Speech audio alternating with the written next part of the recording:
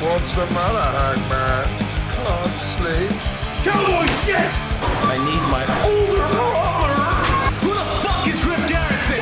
Goddamn Chili's baby back real. You are now listening to Dark Side of the Elite with Randy Charpentier, Eric Reed, and Matt Roberts. Hey everybody, Zane 66 here of the Dark Side of the Elite and We the Dark Order North. And today, I can tell you honestly, I was kind of inspirational before, but listening to him in our pre-conversation, I'm definitely inspirational and I'm going to go for it all. I have the one, the only Holden Albright, Brendone Caulfield here, talking with us today. How you doing today? I'm doing great, Randy. How are you? I'm great, thank you. Thank you for asking. And again, I really appreciate that conversation before. So what you've been doing through this pandemic so far? I've been going to work every day, Monday to Friday, which I can't say I was doing when I was wrestling regularly. But like I'm lucky in that aspect. I've gotten to do some creative projects, and I talk a lot. I've realized this weekend, I do a lot of podcasts, and they last longer than an hour 90. I just uploaded a podcast today that's 3 hours long. Wow. That I'm like, oh, if I ever lose my voice, I'm fucked. But yeah, I've been connecting with a lot of friends that I haven't had a stronger connection with, and getting to know people's stories, it's a great period of time to slow down now and getting to talk to other people like yourself, Randy. No, thank you for that again. And yeah, I appreciate that. So we're gonna ask you some questions, and then we'll go into, I guess, just conversation. Is that okay, or? Hell yeah. All right, perfect. So, first question is, how did this all start? What made Brendone say, hey, I want to be a wrestler? I was watching breakfast television from Toronto once, and they profiled a wrestling school in Brampton. This was like 2005, maybe. And I was like, oh, I can train to go do that in the city I live in? Sweet. And I did 2 classes there, and my parents lied to me saying my grades weren't good enough. They just didn't want to pay for it.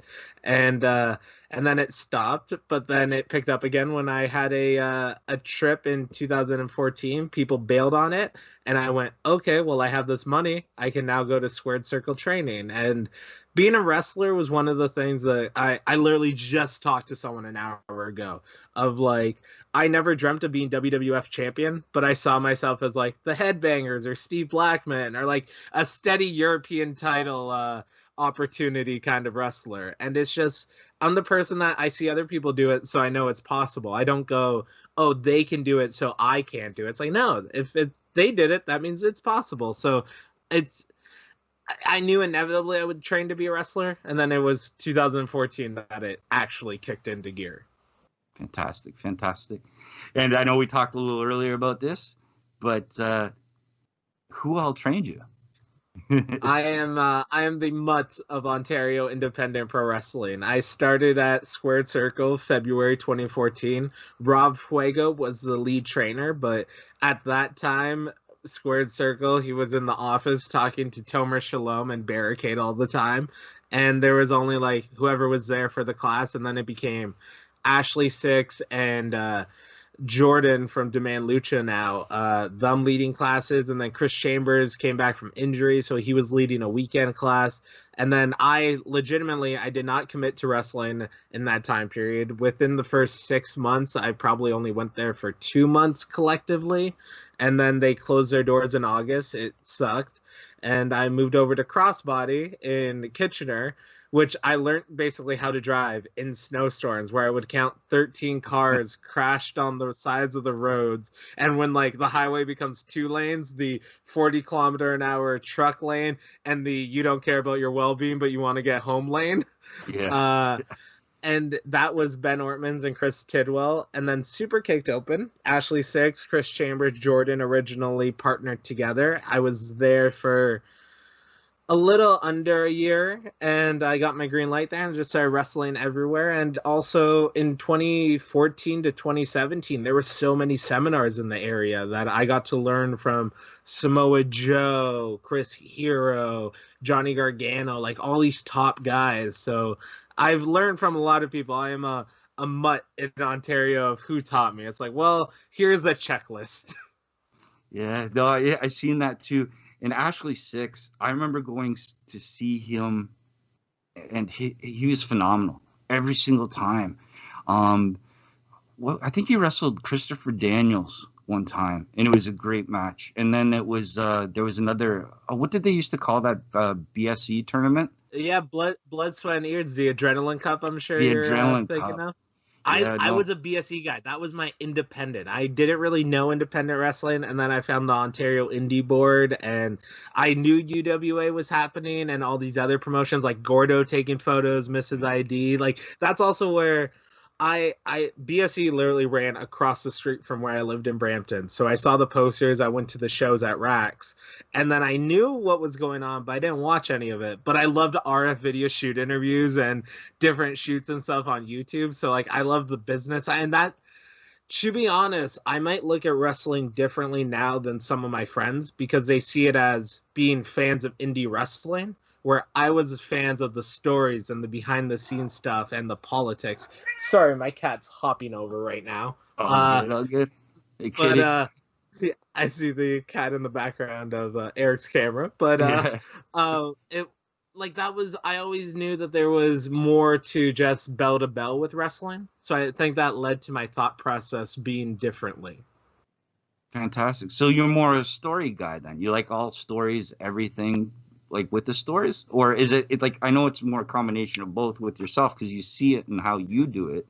I like the politic stories, to be honest, of just like people being dumb and shooting themselves in the foot, or but like, yeah, I do believe that the best wrestling always involves a story. You need to get that My Way music video, you need that hype video to get people interested. And I got real lucky that Ben Ortman's at Crossbody, when he started running actual shows, like I was one of the steady fixtures there that I got the opportunity to, because I committed to all the dates, to grow from just being a whatever dude for 3 shows. And then I did a tag team and we were dominant for a year. And then I moved over to the heavyweight title, and I got to, like, Josh Alexander is a guy I look up to. I see him as a mentor, and like I'll ask him questions. I'd never say he trained me, because he has trained people. I just got the benefit of learning from him on the job pretty much. But like, he's a close friend, and I just see him as, it's weird that he'll call me a friend, and that weirds me out to the fact I'm like, no, like you're a peer, you're a mentor for me. Oh, friend, what, huh? And it's just like this weird juxtaposition, but like and he tells his stories bell to bell, and it's so good. Like when you watch a Josh Alexander wrestle, you're like, okay, this is Josh wrestling, as opposed to some guys look like they're playing wrestler instead of just being a wrestler. And I'd like to think now I'm one of the guys that if the whole show, it's like, yeah, it's pro wrestling, but Holden Albright's a little real. You know, when he's in that ring, you can hear me right now being a little more positive and just like outgoing. But like, you don't want to stand across the ring from me because you know, like, oh, this is gonna kind of hurt, but I'm gonna be able to wake up in the morning, but it might be in the hospital. Fantastic. So that leads me into the next question. Sorry, who were your inspirations at that time, and who were motivated you? I guess you sort of answered it somewhat, but at that time when you first started. So in wrestling in general, and I think it has come back full circle, of like the guys I enjoyed were Stone Cold, Samoa Joe, and CM Punk. And I also said, like, I never want to go to the WWE because all my favorite wrestlers have in some way or form quit the WWE. And like, I would throw Benoit on that list, and he kind of did quit the WWE. Like, you kind of can't go back to work after you kill yourself. But it's the things of like looking back, I'm like, oh, those are all guys that believed in themselves. They weren't just talented and okay with being on the shows. They were guys that they took risks on themselves. They trusted their own instincts. And when I first got into wrestling, I just wanted to wrestle a match on a show. And then it's like, oh, I just want to be better than I was yesterday. And it was never, because I was never like the top student, but I was the one that showed up every day. I was the one that came early, left late. I was always there. And it's just one of those things of, it wasn't really inspiration. It was just pushing myself. But like my idols, like looking at it, it's like definitely Samoa Joe. Getting a chance to learn from him was crazy. And now when I watch wrestling, though, my motivators and what I see, it's Samoa Joe, Tomohiro Ishii, and then a little bit of, it's a mixture of different UK guys that I'm watching at the certain time. Good, because we have UK questions later coming on too. Oh, some guys sweet. from the UK, actually, some guys in the UK actually sent some questions in to ask you, so that's perfect. Well, awesome. All right, so next question: what is one of your own favorite matches that you've had so far? I'm very partial to. I had an Iron Man match against Josh, but like I don't think I was ready for that, and I just survived it. But it was the first match we had against each other at Crossbody, which is available on their YouTube account for anyone listening to this. It was fun for the fact that it seemed like a test, and I passed the test, and I was like, oh shit, I survived. Okay, cool. It was like a blackout moment of remember the match. Bell rings, bell finishes. Okay, I didn't fuck that up. And then but it was actually the match afterwards of it was me versus Jody Threat versus Josh Alexander in a triple threat match for that heavyweight title. And I weirdly, a lot of wrestlers don't like multi-man matches because normally at some point, you guys are fans, you have seen it, it will be a singles match with someone on the outside, and then someone from the outside comes in, and then it becomes a singles match between these two guys, where it's, I like the fact that, especially when I know everyone's stuff, I'm like, oh, hey, what if, hey, Josh, what if I try to superplex you and you push me down, but then Jody hops off my back, punches you, gives you a Hurricane Rana, and I'll take a Swanton Bomb from you, where it's everyone's working. There's that symmetry of everyone involved with the thing of going in and out instead of someone just standing on the outside. And so, like, that was the first match that I felt like I got my groove in, and I was like, oh, I'm not bad at this. It's a series of moments in my career of me looking around and going, oh, I'm not bad at this. Instead of going like, oh, I'm good, it's I'm not bad. No, I was good. I see that. Thank you. That's an amazing answer. Thank you for that. Who is someone from either the past or present that you would love to do a program with? My goal, I just came to a conclusion like in the past year because I've had time to like stop and think. Like my go-to answer when someone's like, "What's your dream opponent?" It's weirdly like hippie and like positive and stuff, and it sounds real weird, but I've started speaking in catchphrases now, like in life, and it's just the way that I help myself go through the day. And it was, my dream opponent is my next opponent, because my dream was to be a wrestler, and anyone I wrestle happens to be now a part of that dream.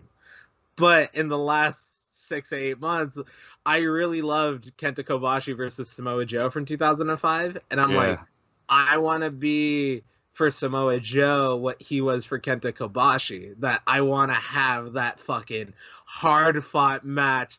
There's no commentary because the crowd is so goddamn loud. And just that, like, Samoa Joe is the dude I want to wrestle, and the fact of it can still be possible that it can happen. Like, that's my... But besides that, it's literally anyone I wrestle. It could be someone that started wrestling 2 weeks ago, someone that started wrestling 20 years ago, and they don't think that they have it anymore. I like being a part of those stories. So it's just like another chapter, you're saying? Yeah. Right? So, yeah, that's good. That's a good answer. I guess so. The next one is, I know what you've been doing through all of this, but what have you been doing through this pandemic? I know you've been busy because I've been watching it. Yeah, it's So I've done my podcast. This is Brendan off and off for the last few years, and it was great to do it. I called that exhausted Brendan. If you listen to the first few episodes, I put my phone near my vent, and that's why the audio quality isn't great at the first few episodes. But it's the chats of we're coming back from a show and we're exhausted. It's 2 a.m. coming back from Ottawa, and that's where you get like the real people, and that's where people are just too exhausted to bullshit. And so like we're just talking whatever, and then it became, oh, the pandemic happens, so I'm gonna start doing video calls with people, and it became kind of interviewee, and a lot of people were doing it at the time. But then I realized, I'm like, oh, there's a bunch of people I know but I don't know, like the Tyler Turvas, the Addie Stars, all these people that like I think I'm friends with them, but like I don't know if they're in a relationship. I don't know how long they've been in wrestling, what their mindset is now. And I use the podcast as my excuse to be able to talk to my friends to get closer with them.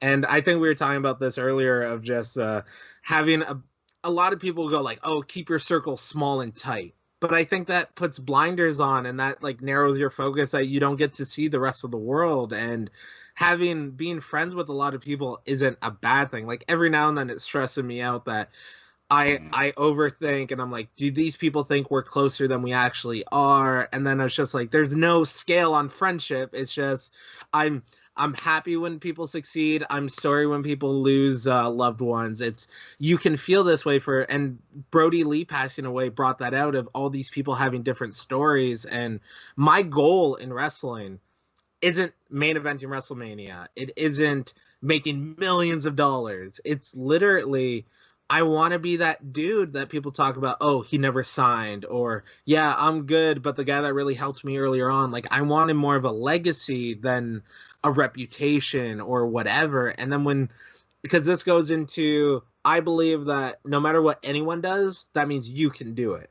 But then at a certain point, you have to find your own path. And that's where I go, yeah, everyone's done stand-up comedy, everyone's done pro wrestling. What can you do in that field that's different? And then when I started thinking about legacy and stuff like that, it felt weird. And I've never met Brody Lee, Luke Huber John Huber in my life.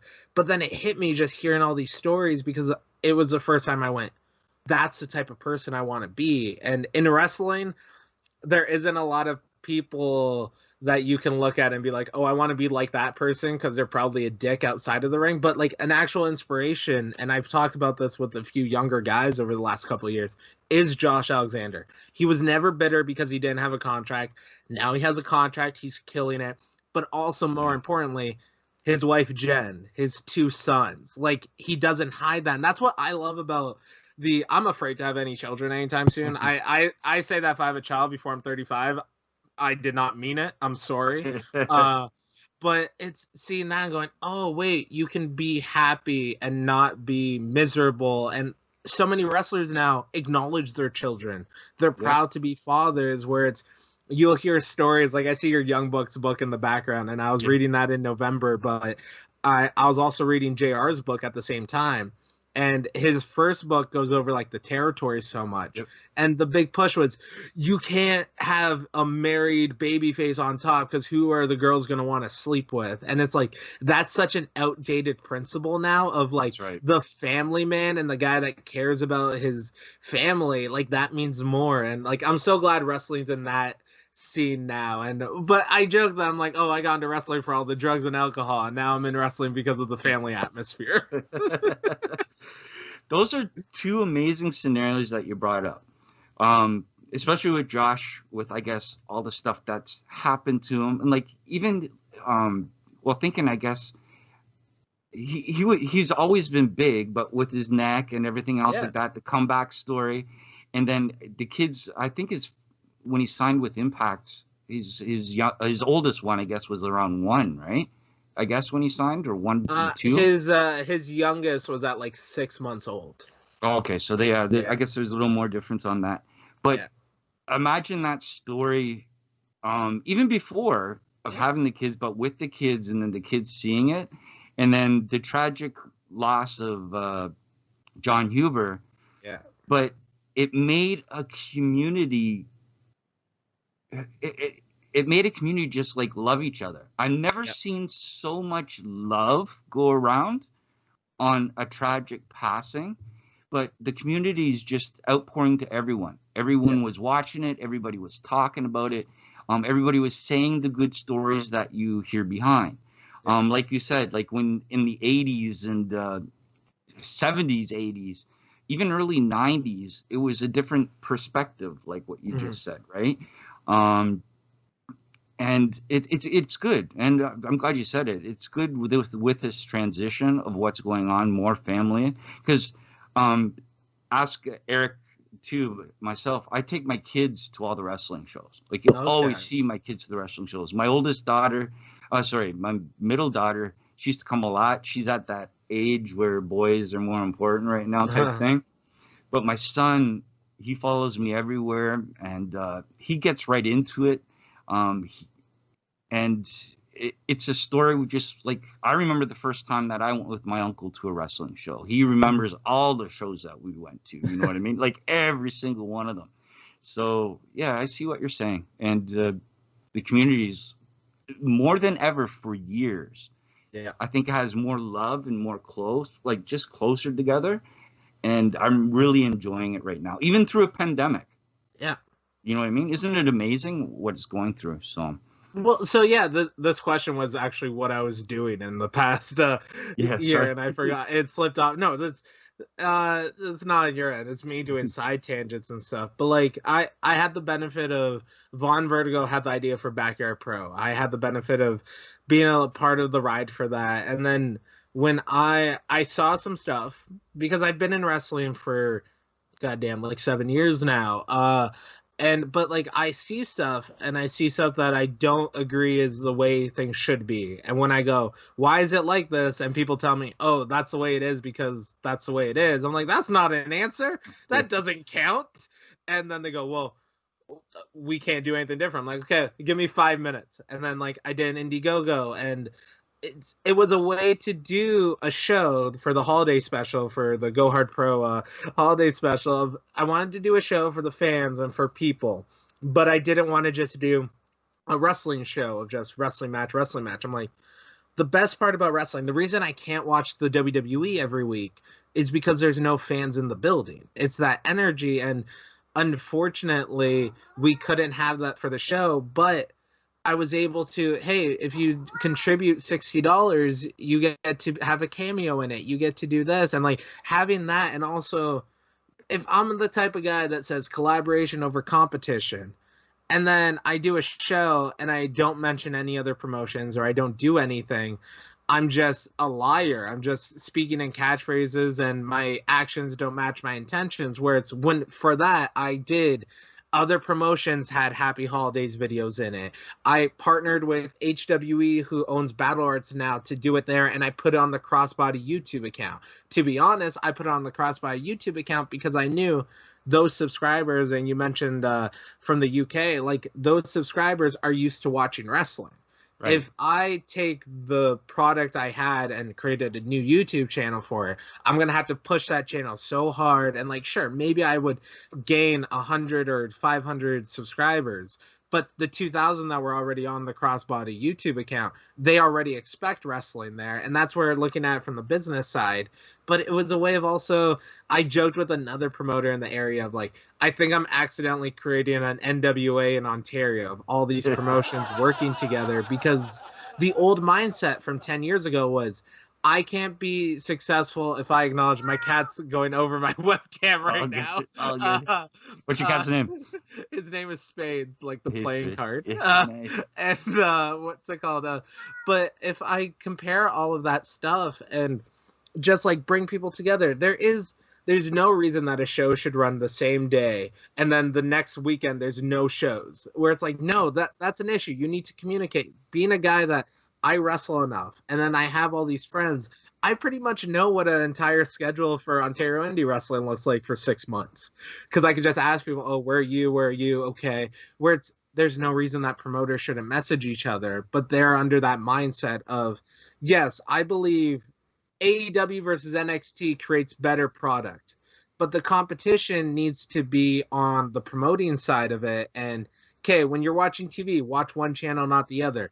But all the boys are getting paid way more now because there's alternatives to go to. When you're on this low level and you're not making a living off of wrestling, there's no reason that you don't look at it from, and I also look at it from the fans' perspective. I see the James Webbers of Ontario, Ringside with Chops, who goes to all these shows, and I now go, okay, well, those are all the shows happening that I know that if I wasn't wrestling, I would still be at wrestling shows because they're happening so frequently. And that's just like, people need to get it out of their own ass and go, yeah, just because something has been the same for so long doesn't mean it has to stay that way.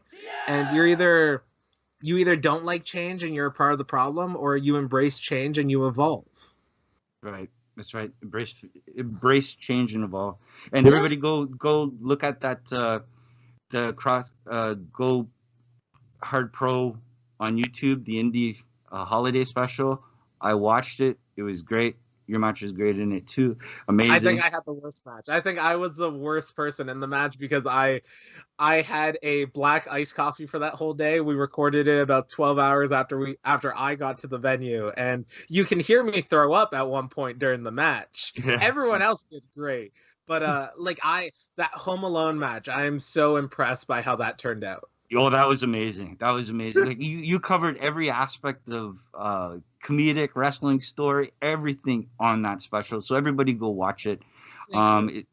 So yeah, it was definitely amazing. I watched it I think 3 times now. So how good was Shane Saber versus Del Bruno? Good. It was good. Again, I enjoyed the Home Alone one. Like I thought that was fantastic. Scotty O'Shea can do so much. Yeah. You know what I mean? He's so talented on it. And he can play a heel. He can play a face. Comedic parts. And whoever picked it, I'm presuming it was you, to pick those roles for those people were absolutely spot on everybody. So I picked who was involved in it.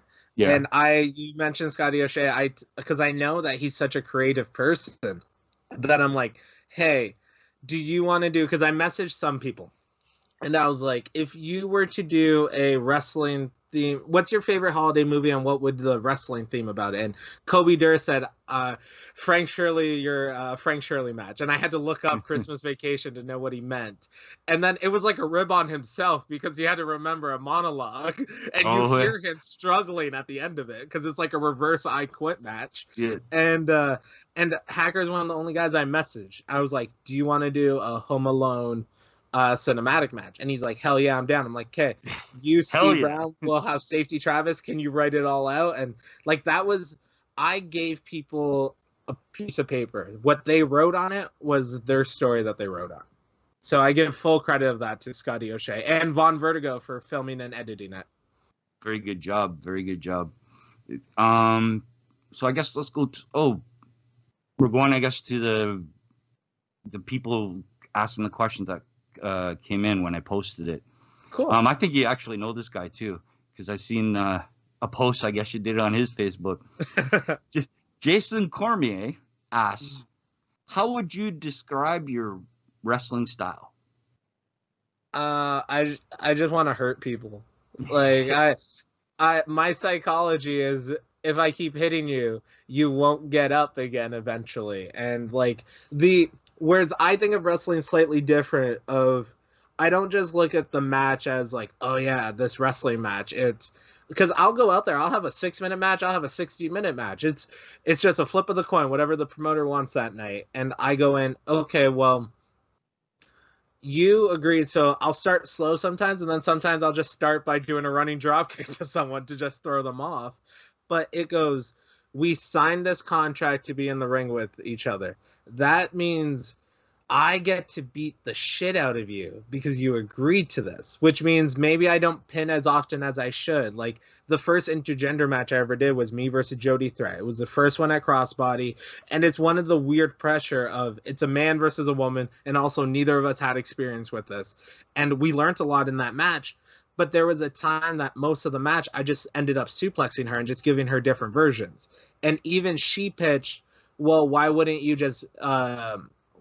win the match? And then I went, because anyone watching be like, oh yeah, like he's hitting like 6 suplexes on her, she should lose. It's like, But if I never pin you, that means the match can never end.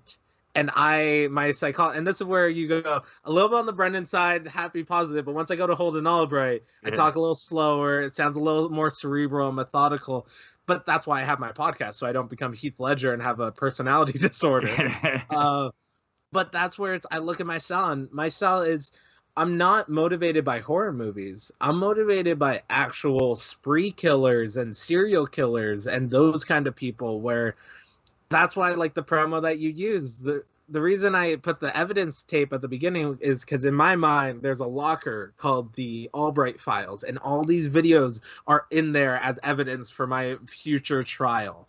And that's where I'm an amateur criminal because I haven't been caught, but I'm a pro wrestler because I get paid. There you go. Good answer. So here we go from the UK questions. Woohoo! Do you follow any UK wrestling? And if so, what promotion or what promotions? So I fell in love with the UK scene right when I was starting wrestling, where it's like Progress was becoming real big. And so, like, I hopped on their streaming services. I loved Jimmy Havoc versus Will Ospreay, and that was, like, their first big thing. And then British Strong Style came in, and it's like, oh, this is real cool. And, like, for anyone that watches this, like, to show, like, I'm an actual fan, I loved the Kiwi, I'm forgetting what their actual, the South Pacific Power Trip. And when TK Cooper and Dahlia Black came back, they came and they debuted, or they returned to such a huge pop. And like, that's still, I go back to those moments of like Stone Cold returning during the Invasion thing, of him just whooping everyone's ass. Even John Cena returning at the Royal Rumble. I go back to Daniel Bryan winning both titles, Kofi Kingston winning both titles. It's always those moments and the reactions of like, that's what I go to remind me why I like it and why it's possible that even if there's a lot of bad in wrestling, there's still these, and that's where we're all wrestling fans. It's so hard to explain to people that no matter what TV show they love, they will never like something so much that if someone passes away, WWE is going to make a video of it and it's going to make you cry a little bit. Someone's going to win a championship and they've been on the undercard for 10 years and you're going to be viscerally happy about it. You're going to see the craziest stunts, but you're also going to see Ric Flair retiring. And it's just all these moments and emotions. And then at most of the time, though, you're going to hate the product because you're hoping for this 1% of the time. And it's so hard to explain that to fans. But like, so going back to the UK question, though, it's like it started Progress and then I found Attack and Rev Pro. And to be honest, unfortunately, I feel like when WWE NXT UK started, it kind of like the bottom fell out of the UK. So like there's still cool stuff going on there, but I just didn't have time to watch it. And especially I became more focused on Ontario and like how to make it better here. But I look at the UK and I use it as a comparison of Ontario can be bigger than the UK ever was. Yeah. Mostly because we didn't have a hashtag ruin our whole scene, but we won't go into that. Yeah, no. But it's the fact of our landmass is just as big as that whole country, that there's no reason, but it's all egos that prevent that from happening and clashing and not collaborating, where it's, I see what the UK happened, and it was the same guys. It was the Pete Dunnes, the Mark Andrews, the Jimmy Havoc's wrestling everywhere and started to become bigger. And then you go to this one big promotion, then they go other places, and then the fan base is able to go to wrestling multiple times every single weekend. And that's why it built up, because the fan base and the community built up, as opposed to telling your fans, don't go there because of this promotion, don't go there because of this. It's, no, if we're together, we'll be better and stronger. And so I use the UK as an example of, I look at it and go, how did they get to where they were? And sadly, the last couple of years, NXT UK has kind of taken over it. But I was a big fan 2014 to 2017 of mostly Progress, but fell under Attack. OTT is awesome. There's a whole bunch of stuff. I can't wait to make it out to the UK eventually. Good. They hope to see you out there. Back to the UK thing. This is what I'm hearing from a lot of the UK fans. I was on a UK radio show last week, and they said that since NXT took over, they're seeing recycled product that they already seen over and over again. Like they've seen the Walters, Dragunov. Like, you know what I mean? Like, they've seen it 5 years ago over and over and over again. And it's not that they don't dislike it. It's just that they've seen it, or they've seen the exact same scenario over and over again. And now with what's going on over there, especially within the last 2 years too, just like you said, it's like WWE's taken over and they've lost sort of some of their indie style or storyline that they can't relate. But as I guess us as a North American, the majority of fans, I guess you can say, never seen those matches before, right? Yeah. And it's new to them, and I guess that's why they think it's so over. It is so over here. But I do feel you're right, exactly, from 2014 and everything. There was a lot of good wrestling to watch over there. And, yeah, it's unfortunate for them right now. It's like a hunger thing. It is. When you have guys that are clawing their way up and they want to have the best match they can have versus, oh, I can have a good match in my sleep. Like, I can honestly say, even on a local level of Ontario, I'm one of the few guys that I don't always wrestle my friends. I will wrestle fucking everybody. And I love that. Right. That's the challenge of wrestling. That's wrestling someone that's been wrestling for 20 years and maybe they've never been good or they were good in 2005. But bringing out that fire and that desire in them and not treating them like they're not good, treating them like, no, we can do something together. That's also the benefit of wrestling versus a real sport. We work together, hide the negatives, accentuate the positives. And it's one of the things of, even with my friends, they constantly wrestle each other, where I'm just like, how many times is the same tag team going to wrestle each other? Isn't that would be boring for me as a wrestler, let alone as a fan. And that's why I always come back to that perspective of, yes, I see the run sheet at the beginning of the show that has everyone's name on it. There's underlines and times, whatever. But I also have to see, like, if you see me at a show, and especially if I'm on early, I'm watching the rest of the show out there. If I'm on later, I'm watching the beginning of the show out there. It's because A, I love wrestling, and B, I want to see what other people do because that might change what I do, or it makes me spark, or I'll be like, oh, that's cool. My buddy just did this badass thing. Sweet. Wrestling is awesome. And like, that's where something that's local, when it becomes global, that's the territory survived because they reran the same programs, and it's recycling out of, okay, well, this guy was a good heel here in Florida. Now we're going to bring him over to Oregon. Now we're going to bring him to California. And it's that touring aspect that wrestling has become more connected, that you can see everything going on.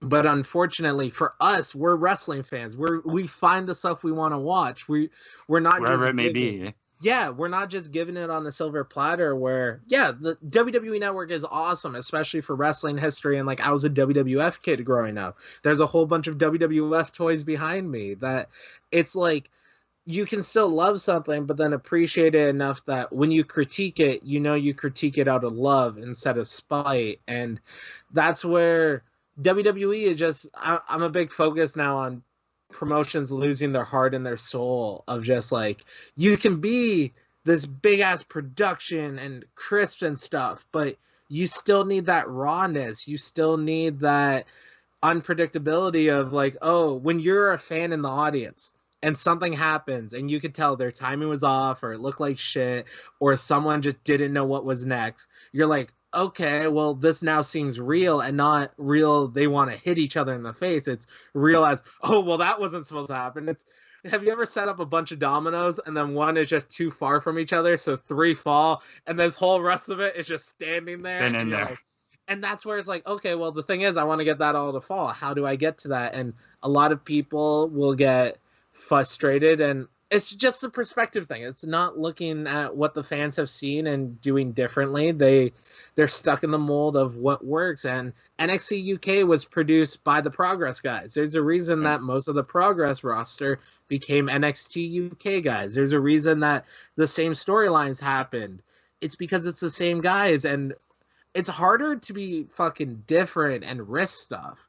And it's so much easier to rely on the old trustworthy and, well, this worked before, let's do it again. But you need that mix. You need younger guys versus veteran guys. Tommy Dreamer had LAX on his podcast before they went to AEW.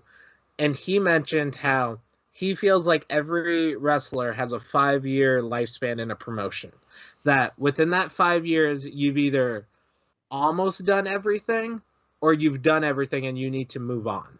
That if you're not, it's taking a risk on yourself. It's the guys hopping over to AEW that believed in themselves, and where it's not a lot of people. And I think at some point there's a lot of trainers that they tell you you won't be shit, so you believe you won't be shit, as opposed to just being grateful for every moment. And it's the same mindset of you may never leave this level of wrestling, but appreciate it, versus you'll never leave this level of wrestling because you're not good enough. Man. And it's like, no, that's your negative. Don't say that. Say you have to appreciate this time. And that makes it, if you're on that first rung of the ladder your whole life, it's something you've never done. Like we talked before we started on the podcast, the fact that you wear a mask for personal reasons, but that means you overcame why you couldn't do something. And if anyone says they can't do something, if you just say you can't, you're too lazy to figure out why you can't do it. If you say I can't because of this, you're too lazy to overcome because of this. As opposed to like, oh, I can't dunk a basketball because I'm not in the best physical shape. But you want to know what? I'll grab a trampoline and I'll dunk a goddamn basketball. But that's a different mindset that people don't have. And that's what I think kills people. It's just other weird negativity. And I've never been a positive and negative guy until the last 2 years. But, like, I'm definitely happier now. Yeah. Well, with that mindset, you would be a good father. I will tell you that. With that not mindset, not on purpose. Not on purpose. Not on purpose, though. I will mention that. Not on purpose. 35. All right, so I have another one here. We sort of talked a little about it before. What do you think with AEW collabing, I guess, with the other promotions right now? Do you think that's great for wrestling fans? Or do you think there should be some line somewhere? Or do you think will it go further? I think the fact that like the Impact pay-per-view just happened and Kenny Omega pinned the champion at that time, the collaboration's awesome for the fact that AEW's new, and the best part about wrestling, and you mentioned it earlier and it reminded me of the conversation I was having with a couple people recently, of fans want new and flashy and cool, but they also want good. And right. We also want to appreciate history. It's this weird, we want new, but we don't want to spit in the face of the past. And it is possible to do both, but AEW doesn't have a history yet. New Japan does, so that they can rely on some of those old, that's what leads to the storylines. And the worst part about the WWE mindset has been, if it didn't happen here, it didn't happen. As right. opposed to every scar you have on your body, every journey you've gone on, every time you went for a walk as a child, got lost, found your way home 2 hours later, those all added to you going, oh, well, next time I'm going to bring a compass. Next time I'm going to do whatever. And it leads you to the person you are. Whereas if you just only exist in this one universe, it ruins the story, because how did you get there? And it's like comic books. There's backstories for everyone. There's backstories for side characters that are in one. There's Star Wars novels based off characters that are in a movie for 30 seconds. Like, that's what we love about the history. And AEW doesn't have a history yet, but all their wrestlers do. And then they're smart enough to realize, I think it's small brain to be like, wrestling was better in the territory days because there was more things, as opposed to, no, wrestling was better in the territory days because every territory catered to their fans. And that's where it grew. And AEW clearly has a mindset, and I believe it is true, of they can work with AAA, they can work with Impact, but AEW is the alpha in that relationship. Yeah. But it's not like they throw this weight around because they don't have a great deal on TV. They do. It's not like they don't have a great social reach. They do. So I think AEW is a perfect example of, if you bitch and moan about the WWE not existing, TNA doesn't exist unless there's a WWE Network special about it. WCW doesn't exist for... Apparently Sting didn't wrestle from 2001 until 2015.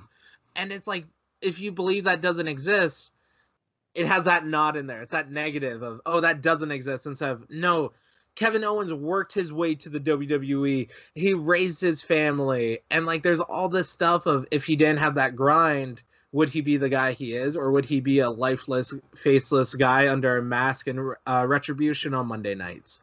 Like, it's one of those things of, like, Retribution's a great example. Most of those guys are indie guys that they put a mask on, change their goddamn name. What was what they were doing in NXT any different? That's what brings your name value. And in wrestling, as a wrestler, I get booked half because they know I'll work hard, but the other half it's they know I've built up a reputation that if a fan sees Holden Albright is wrestling on that show, they can have faith that that's at least one match on that show that I'll give a fuck about.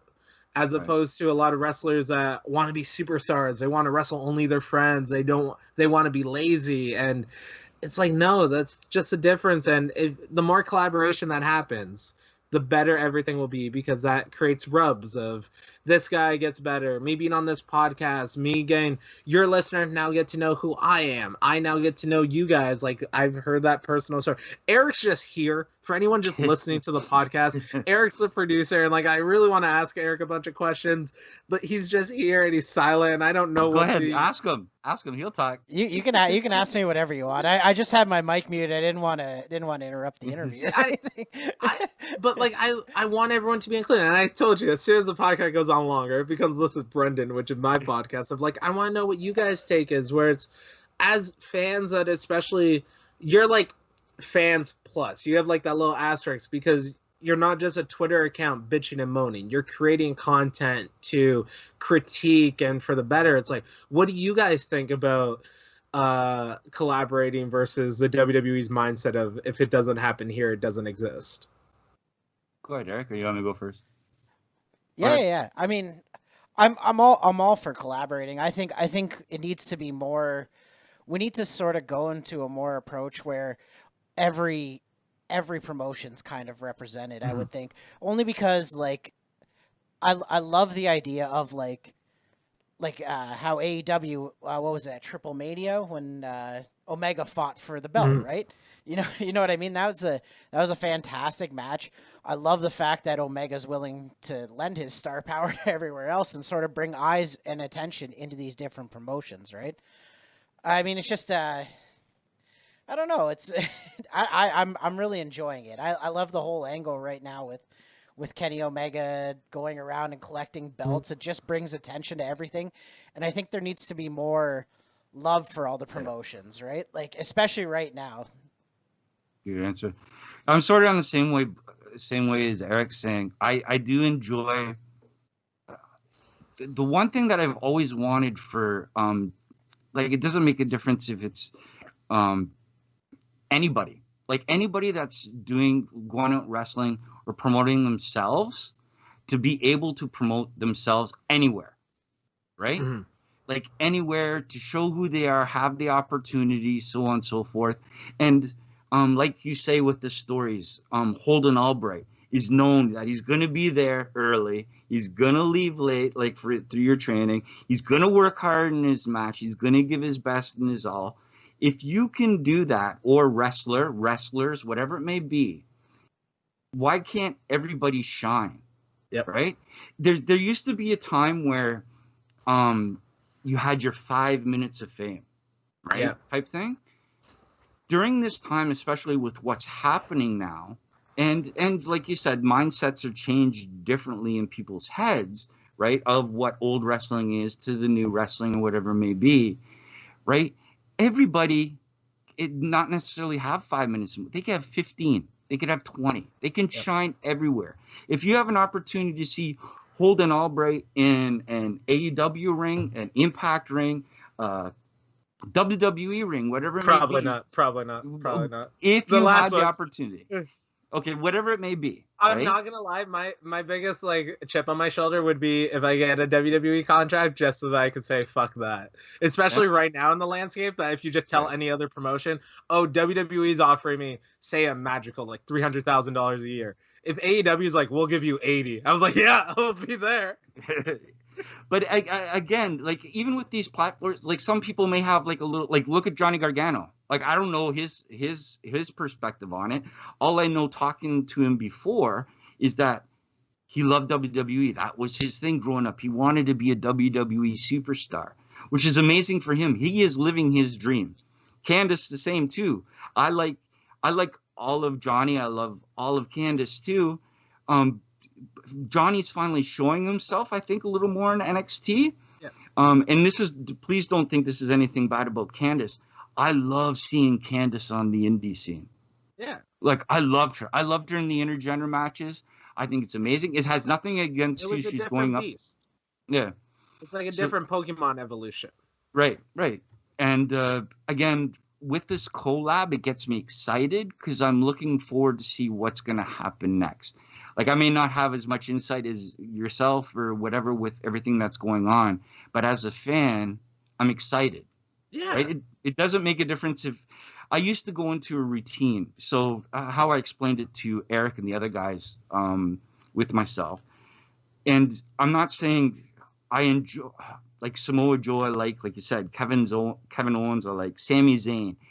But now it sort of turns into a routine where I'm just turning the TV on, right? Like a habit, like having a beer at night. Like, I don't drink as often anymore, but yeah, there you go, Eric. But seeing something new or something you're excited about, like even we do a podcast about BTE. Like, I enjoy watching those 30 minutes little comedic segments, and I'm excited every week to watch it. BTE was like the only wrestling that I saw like within the hours of it being posted from like before AEW started. And like I'm literally reading Too Sweet inside the Indie Wrestling Revolution right now. It's off to the side right now. And it's like BTE, I can point to that being something that changed the perspective of people of, hey, you can be a mark, where it's like, what the fuck's wrong with being a mark? Like, you're like, I come back from, I also used to do magic when I was younger, and I got into like con men and stuff like that I know like the actual definition of a mark, and it's someone you're stealing money from, whereas opposed to, am I a mark because I bought toys that are people I idolize or that I think is cool? Am I a mark because I spent gas money to go to a show? It's like, no, I'm a fan. I'm a supporter. And that's why I call on my patrons, because I have my Patreon now. I call them investors in me. And if they pay a little more for the content, they get my like even on this podcast, I don't seem like I'm giving factory answers, because I'm not. These are things I actually think and I believe you need to be the change you want to see. You can have the best of intentions, but if you're a piece of shit, your actions don't match your intentions. Once again, speaking in catchphrases. But it's what gets me through. And I just go, if you look at fans as supporters instead of marks, you appreciate them more. And that means like during the pandemic time, that's where a lot of people now go, oh, wait a minute, we're not allowed to have fans in the building. So are you wrestling for yourself because you have this compulsion? And I heard Kingdom James, who's a good friend of mine, actually say, do I watch wrestling because I want to watch wrestling, or do I turn on Raw because it's been like an addiction I've had for the past 20, almost 30 years? Right. And it's like that thing of, as wrestling fans, you end up getting hooked, and you become, I'm pretty sure we all fell into the rhythm at some point in our lives of, we're watching wrestling because it's something we do as opposed to something we want to do. And whenever I talk to people that don't watch wrestling anymore, I always refer to it as falling out of love. Yeah. Because it's like a relationship. You can love someone, but then at a certain point, maybe it just goes away. It's not like it stopped.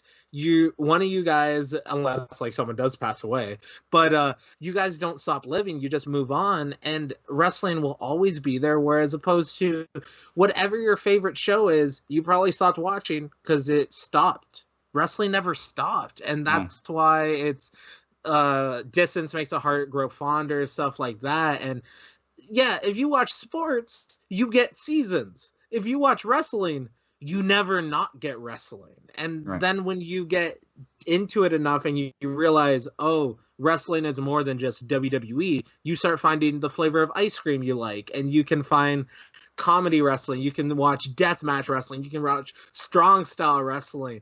Like, there's so much out there, and that's why, like, so you brought up Candice. Yeah, she was a different animal when she was on the indies because she was aggressive. She was facing guys where it's the women's division in NXT is awesome, but it's still under the WWE umbrella. And luckily they've been more relaxed, but like you're more interested in the Serena Deeb matches on AEW or like Thunder Rosa coming in because you know they don't have handcuffs on them. And it's those, like, we like new, but we like exciting. And when new is done well and it's different, it's like, oh, you get excited, and then you realize, oh, wait a minute.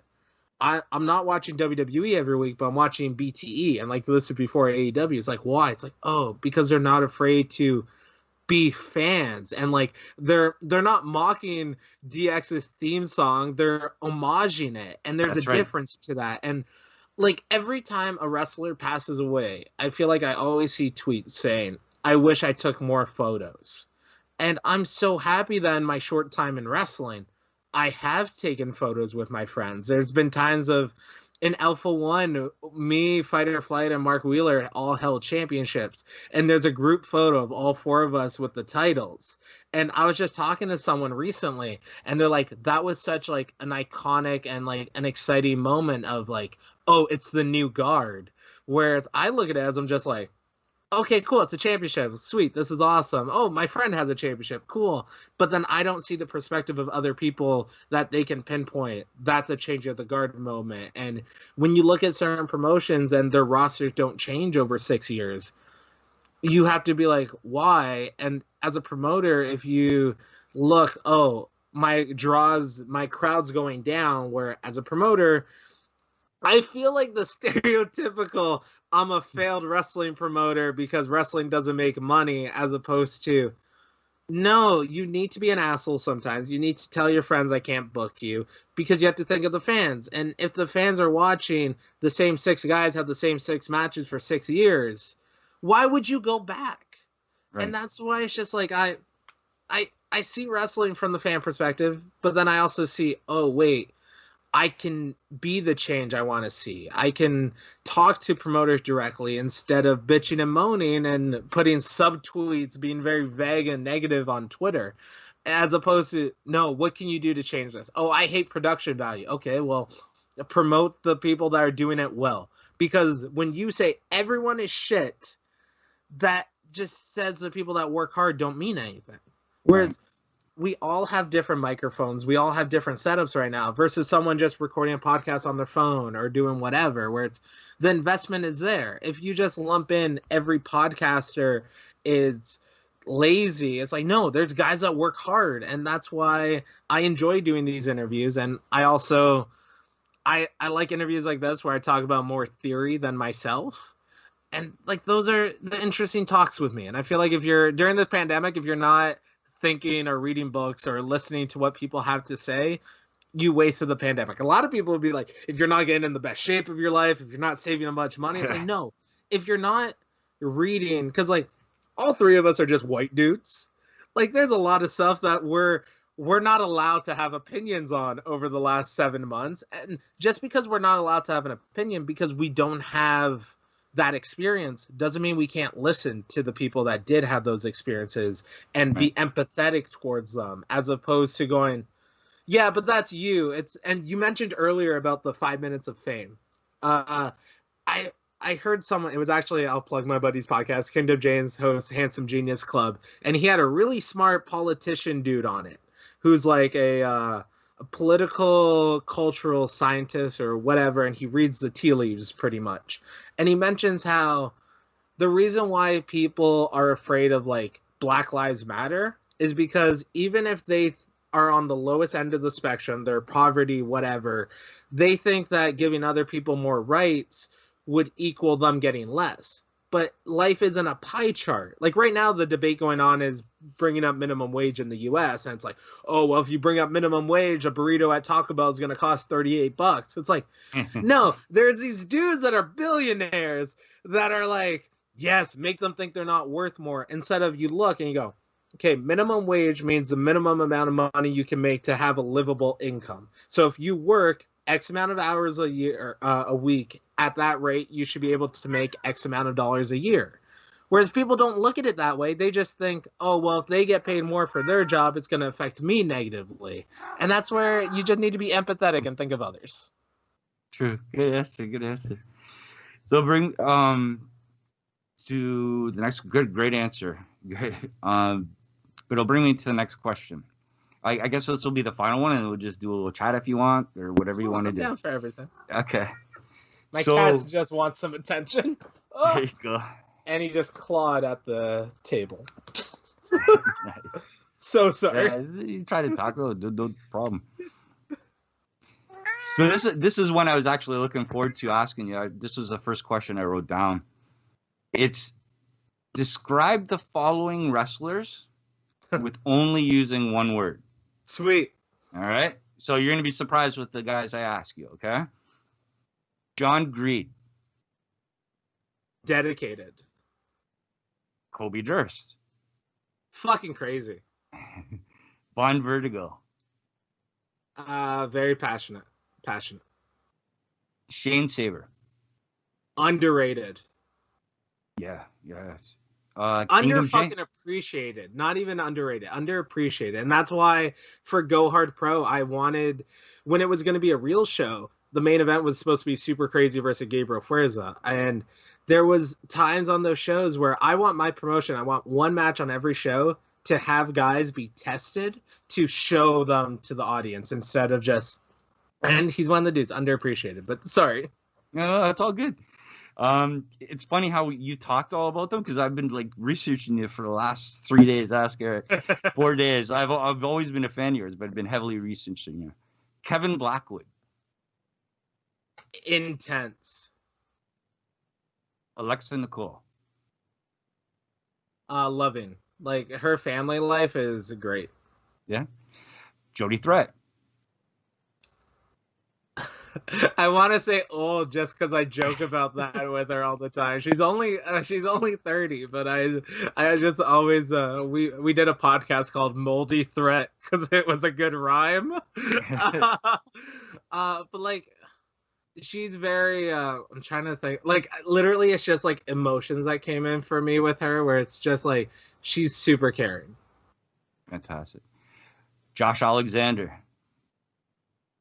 Like, pretty much everything of what I said about everyone else, it literally, that he's a combination of all of that. Because there is Josh Alexander the father, Josh Alexander the wrestler, Josh Alexander the trainer, and it's literally the perfect combination of intense, loving, just great. Like, he's a well-rounded person in wrestling that's very rare to find.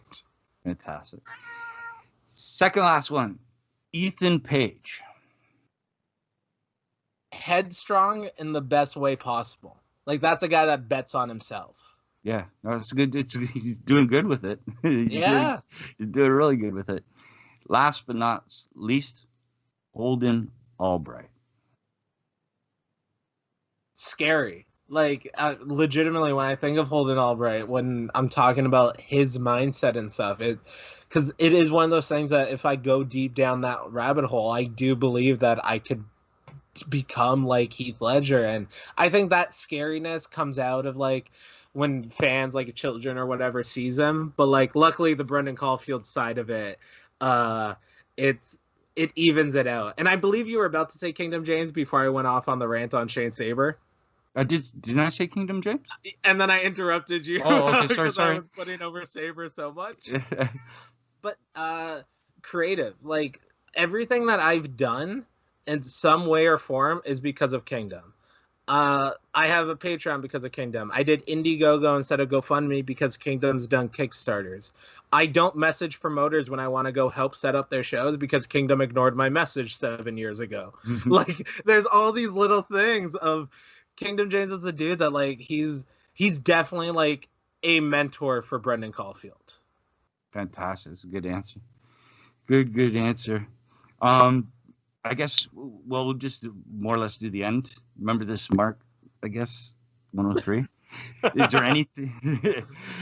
Is there anything that you want to promote or anything else? You got your Patreon. You got. Follow my Instagram and Twitter. It's not as active as I would like it to be, but there's nothing to be active about really too much there. It's mostly promoting my Patreon, where I have started. You mentioned Kobe Durst. Me and him get a little inebriated and watch the last half hour of AEW and just react and just chat, that's available for all tiers on my Patreon. And if you ever wanted to know what it's like to watch wrestling with a wrestler, that's what it's like. And it's not... What's funny is younger wrestlers and bitter wrestlers will be like, oh, they did this wrong, they did this wrong. When you're confident in your ability, you're just looking at it as a fan. Like Kobe Durst's reactions, if you ever listen to the podcast, he literally will just like watch like Ray Phoenix and Kenny Omega just happen, and you just hear him react and go, oh my god, and you just hear him making sounds, and it's hilarious. But then we're having talks like this of like, oh, it is cool that there's examples of guys like Josh Alexander. It's cool that the BTE guys did their stuff, and like that's how. And it's only 30 to 45 minutes, real short podcast. But then I have This is Brendone, which is a public podcast twice a week where I will talk to my friends for an hour and 15 or 3+ hours, like the podcast I uploaded today.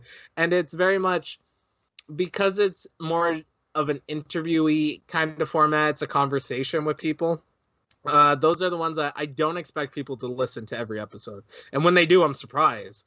But like you pick and choose. There's people that you want to like hear more about, like for the fact that I do want to have you guys on so you guys could tell your story. And I've interviewed wrestlers, I've interviewed podcasters, I've interviewed just like random people just because I'm interested in all aspects of everything. I've interviewed comedians before. I first did podcasts in 2012. Like Jason Agnew, I actually interviewed him for like one of my first 30 episodes of my podcast because I just ripped off his Byte Radio format at that time. And it's like all this stuff of I enjoy thinking, so I enjoy talking to new people. Because if you just talk to the same people, you're not going to learn more.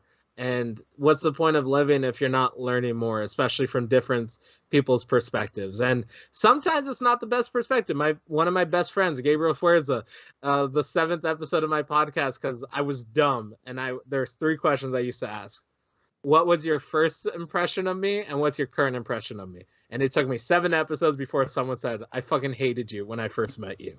And it was Gabriel Fuerza, who I now see as like a good friend. And I definitely now see I accidentally became more of a leader for the younger guys in the area because I don't let my talent be my personality. I let my hard work and my energy speak for itself. I go to training even if my friends don't want to go because I want to go to training. I don't want to go hang out with my friends.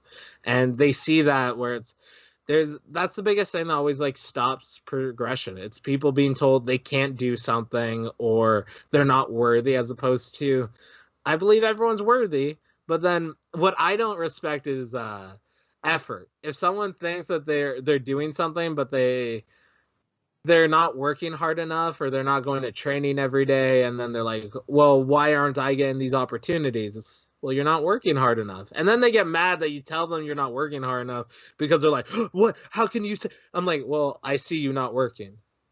Right. And people just don't want to admit to the truth.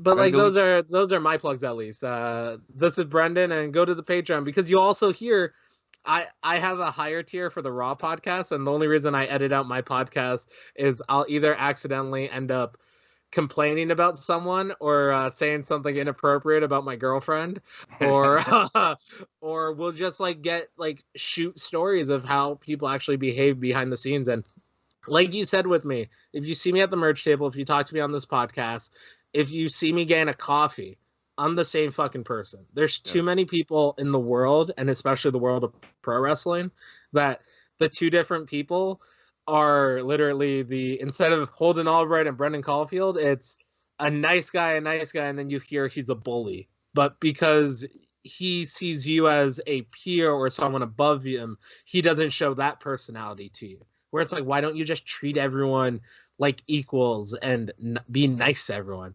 Someone said people didn't need to be nice. It's easier to be nice. And I go, that's a lie. It's so easy to be mean. It's so easy to make an inappropriate joke. It's so easy to shit on stuff. It's harder to promote what you love. It's harder to, when you feel down and depressed. And like, no lie, earlier today, I called in from work this morning just because I was burnt out from the weekend. And I was telling you, I was talking to a couple of my friends of how they kept bringing up the can't. And I'll be that cheerleader for all my friends. You'll see it. Like, even at one point here, I was like, hell yeah.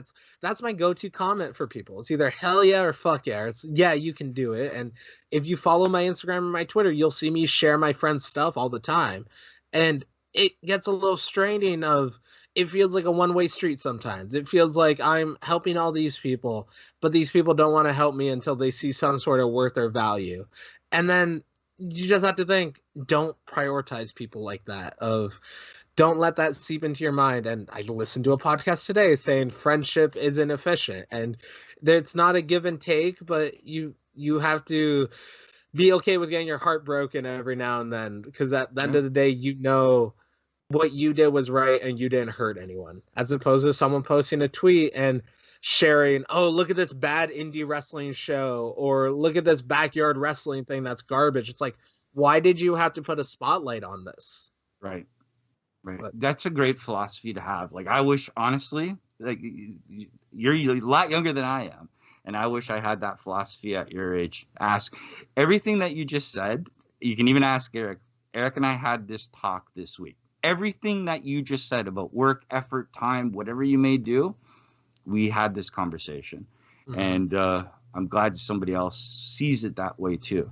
So that's very inspirational for a 50-year-old guy looking down. Well, I think that's the thing though. Like, we were talking about what you've gone through for the past 20 plus years, and even like the 1 year of how many surgeries. And it's hard to say I feel fortunate for all the downtimes I've had, but it led me to the person I am now, where I see people that are older than me, and it could be 2 years, it could be 10 years. I work with a lot of people that are middle-aged and should be retiring, but they're not. And I just look and I go, and I just try to think, why are they here, instead of, oh yeah, they're here. And I try to get down to those points. And yeah, it's rough. It's rough to have all these scars and like the bullshit you went through, like yourself and me talking about also. And it's like, yeah, but that's what leads you to being a better person later on, because you get to be more empathetic. You get to appreciate human contact more. And I always say I was never one of the cool kids, so I'm not going to start being that now. Yeah. My dad always told me, right? He said, you're never going to learn unless you make a mistake. That was the first one. And the second one is, anytime that you get beat down, just get your ass back up, right? Yeah. And it means a lot. Like, even you saying it, like, just being beat down, like, I don't care what people say about me. Sometimes it may hurt, or I don't care how many surgeries or what I've been going through, so on and so forth. As it's a little different for me too, for having children, like we discussed earlier as well. But you have to show, it's funny when you can get out of a bad situation, or the family or kids, or it may be friends that see you go through a bad situation, get out of it, and then go, how did you do that? And sometimes in your own head, you think, how did you do it yourself? Yeah. But you just have to have that motivation. And everybody can be in a rut sometime. And sometimes the ruts may last longer than others. But if you use your philosophy that you just said, it's an easy way out of it. And just put your time, effort, work into it, and you can get yourself out of everything. Right? Nothing's a quick fix. And I think that's what we live in a world with microwaves and like fast food and stuff. And like, yeah, we want everything now. We have streaming services. Like, you had to buy a DVD with one match on it that you wanted to watch from a WrestleMania. Right. Now there's a network for it. You can go to Dailymotion if you don't want to pay for it. And it becomes that thing of, our society has become so fast, now, that when it takes hard work and anything personal, and it's not easy to, it's not tangible, it's not a real thing. Like, if someone stabs you, you go, oh, this hurts because of that knife. But like, it's inside, and you're just like, why? Because that's a lot of this pandemic. I used wrestling as an escape and like therapy for me, that I knew every weekend I'm busy at wrestling. I'm just whatever. I don't have to make plans for the weekend because I'm already there. But it became, I got sad sometimes during the pandemic, and I had to think, I'm like, because I don't cry, and I wish I cried, but I don't. I felt like I was a robot. I felt like I was a robot for a long period of time, that like emotion didn't hit me. But like, I would feel that shortness of breath, the eyes are dry, but nothing's coming out. And I would make a joke, be like, oh, this is when a human would tear up, and I don't have that lubricant right now. And I then had to think to myself, I'm like, I'm sad. And then I ask, why am I sad? And I would get to a certain point, and sometimes it's just, you're sad because you're sad. It's like, okay, well, I'm just going to breathe. I'm going to take a nap. I'm going to hope that this succeeds. I'm going to read a book. I'm going to try not to fixate on this. And that's the biggest thing of it's hard to, when something is intangible and you can't point it out, it's hard to make that growth. And like when you said I would be a good dad, I know I'll be a good dad for the fact that I knew that if I ever accidentally knocked someone up, that I would quit whatever I was doing and become that person that works 3 jobs, because my life is now that child. And I'm a firm believer, if anyone listens to this, yeah, I'm 28. It's easy for me to be like, oh yeah, just live life, be like this. I don't have kids. I don't have this. Where it's like, no, there's sacrifices in your life. Because of wrestling, I didn't have a girlfriend for 7 years. Pandemic happens, I now have a girlfriend. And then I realize, oh, you can't have a relationship if you're like swiping right and you're like, well, I'm free for a coffee 3 Thursdays from tomorrow for 15 minutes. That's not how a relationship grows, because you're not being considerate to the other person. Whereas someone else might just go, well, no one likes me. It's like, well, you're not making an effort to meet people. Like, come on, bro, like, calm down. But then I also look at it that if you don't have a child, live life to the fullest. Anything you want to do, try to do it. Like you even mentioned you were wrestling training 20 plus years ago. Like you 29. Need that almost 30 years ago. Yeah. And you need that moment of pushing yourself. And then if you accidentally have a child between 16 and 30, okay, the next 18 years of your life should be focused to that child not starving, not being abused, having the best life that they could have.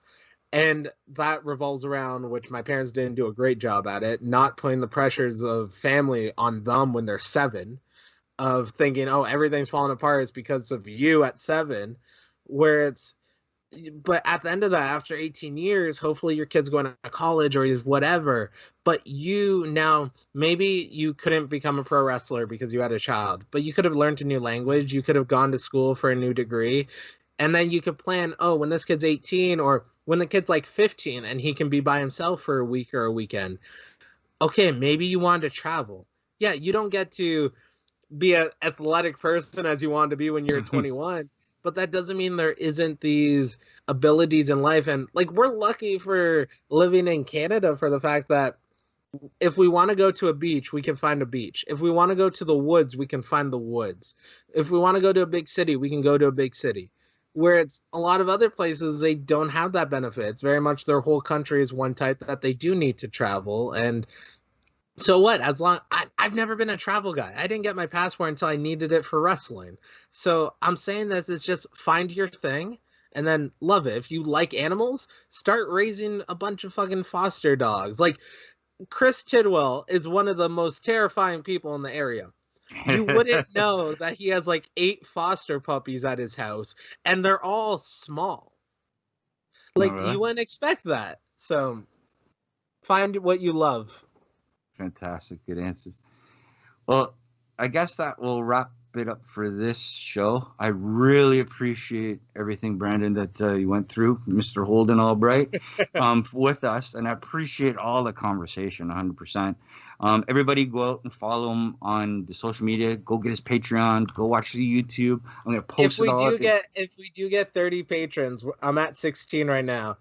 I made a joke that I will recreate the Katie Vick promo because I do have a casket and a mannequin. And if you know the last line of what Triple H said while he was holding a certain brain matter, that's the one thing that I'm like, I don't want to do this. But if 30 people sign up for that Patreon, $5 American a month, you'll get a fucking Katie. Go sign up now, people. Go sign up now. I know I am. So for sure, 100%. But yeah, so that'll be the end of this interview today. Again, with Mr. Holden Albright. I appreciate everything, and again, all the whole conversation. It was fun. I guess until next week on the Dark Side of the Elite, We the Dark Order North. Come in, join us. Eric, Throw the paws up. Throw the paws up.